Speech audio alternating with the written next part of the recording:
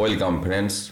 একে তো মামলায় মামলায় জর্জরিত এসএসসি, তার উপর কিছুদিন আগে আমরা দেখলাম কাউন্সিলিংয়ে অনেকে চাকরি নিচ্ছে না, তার বিভিন্ন কারণ, অনেক দেরি হওয়ার জন্য বা ইত্যাদি।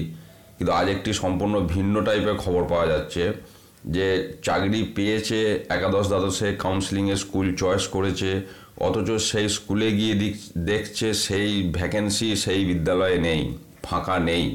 অর্থাৎ স্কুলে জয়েন করতে যেয়ে নো ভ্যাকেন্সি পোস্টার, এমন একটা বিষয় আর কি। তো কেন এই ধরনের ঘটনা ঘটলো আসুন আমরা বিস্তারিত দেখে নিই। এবং এই খবরটি আজকে 17ই আগস্ট 2018 পাবলিশড হয়েছে। দেখুন, হেডিংয়ে বলছে বদলির জেরে ভর্তি আসনেই নিয়োগের সুপারিশ। বিশদ তথ্য নেই স্কুল শিক্ষা দপ্তর এসএসসির কাছে, ভোগান্তি উচ্চ মাধ্যমিক স্তরের প্রার্থীদের। অর্থাৎ বদলির জেরে আগেই ভ্যাকেন্সিটা সম্পূর্ণ হয়ে গেছে, আবার সেই ভ্যাকেন্সিতেই কাউন্সিলিংয়ের মাধ্যমে চাকরিতে যোগ দিতে আসছে ক্যান্ডিডেট। তাহলে একই পোস্টে দুজন টিচার তো আর চাকরি করতে পারে না, সেখানেই হচ্ছে সমস্যাটা। দেখুন, দীর্ঘদিন বাদে স্কুল সার্ভিস কমিশনের মাধ্যমে উচ্চ মাধ্যমিক স্তরে নিয়োগের সুপারিশ পেয়েও ফাঁপড়ে প্রার্থীরা।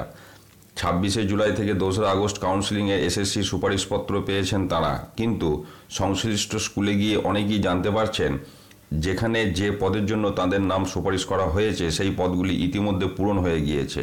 প্রতিকারের প্রত্যাশায় ভুক্তভোগী প্রার্থীরা নিজেদের মতো করে হোয়াটসঅ্যাপ ও ফেসবুক গ্রুপ খুলেছেন। এসএসসির কাছে এ ব্যাপারে বেশ কয়েকটি অভিযোগ জমা পড়েছে বলে খবর। কিন্তু এমন আজব ঘটনা কেন ঘটছে, এ নিয়ে খোঁজ খবর করতে গিয়ে তাজ্জব বলেছেন স্কুল শিক্ষা দপ্তরের আধিকারিকরা। তাদের মতে বর্তমান সরকারের আমলে শিক্ষক শিক্ষিকাদের যে বদলির নীতি চালু হয়েছে তার মধ্যেই লুকিয়ে রয়েছে প্রকৃত সংকটের বীজ। বহু স্কুলে উচ্চ মাধ্যমিক স্তরে শূন্য পদে ইতিমধ্যে নিয়োগপত্র পেয়ে গিয়েছেন বদলি হয়ে আসা শিক্ষক শিক্ষিকারা, কিন্তু এ সংক্রান্ত কোনো তথ্য এসএসসির কাছে না পৌঁছানোয় শিক্ষা প্রশাসনের সংকট বেড়েছে। কাজেই শূন্য পদের প্রকৃত অবস্থাটা ঠিক কী সে ব্যাপারে বিকাশ ভবন এবং এসএসসির কাছে প্রকৃত তথ্যই নেই। ফলে পুরনো তথ্যের ভিত্তিতে নিয়োগের সুপারিশ করে বিপাকে এসএসসি।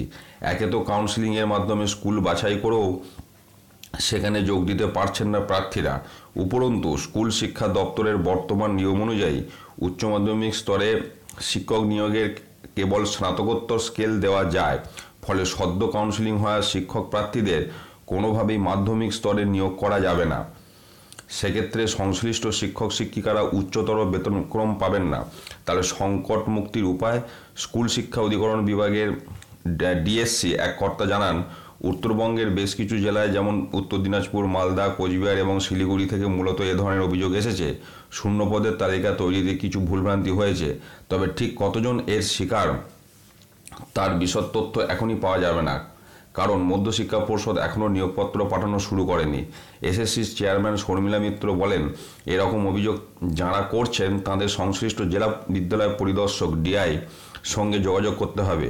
আমরা তো শূন্যপদের তালিকা তৈরি করি না, এসএসসি পরীক্ষা নিয়ামক সংস্থা। ডিআইরা স্কুল ভিত্তিক শূন্যপদের তালিকা ডিএসসি বা দপ্তরে পাঠান। Collegium of assistant headmasters and হেডমিস্ট্রেসের সাধারণ সম্পাদক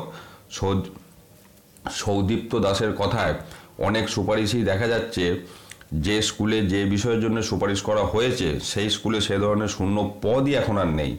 কলেজিয়াম এই ঘটনা যথোপযুক্ত ও নিরপেক্ষ তদন্ত দাবি করেছে।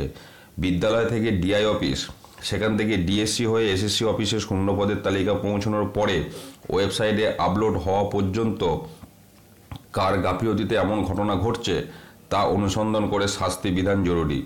পশ্চিমবঙ্গ শিক্ষক সমিতির সাধারণ সম্পাদক নবকুমার কর্মকার বলেন, বিশেষ ক্ষেত্রে সঙ্গত কারণে সাধারণ বদলি হোক, কোনো সুপারিশের ভিত্তিতে নয়।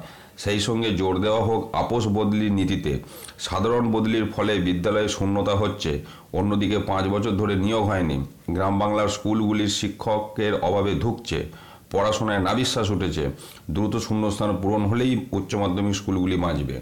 অর্থাৎ বিষয়টা যেটা দেখা গেল, স্কুল শিক্ষক শিক্ষিকাদের যে ট্রান্সফার অন স্পেশাল গ্রাউন্ড যেটা রয়েছে তার মাধ্যমে যে সুপারিশের ভিত্তিতে ট্রান্সফারগুলো হচ্ছে সেইগুলো অফিসিয়ালি খবরগুলো যে পৌঁছচ্ছে না, যে কারণে শূন্যপদটা যে চেঞ্জ হয়ে যাচ্ছে এই খবরটা এসএসসির কাছে না থাকার জন্যে এই সমস্যাটা তৈরি হয়েছে, যেটা অত্যন্ত দুঃখের বিষয়। তো আমরা আশা করব সমস্ত জট তাড়াতাড়ি কেটে যাবে এবং যারা নতুন চাকরি পেয়েছেন তাদের এই সমস্যামুক্ত দ্রুত করা হবে, এটাই আমরা সকলে আশা করব। ধন্যবাদ।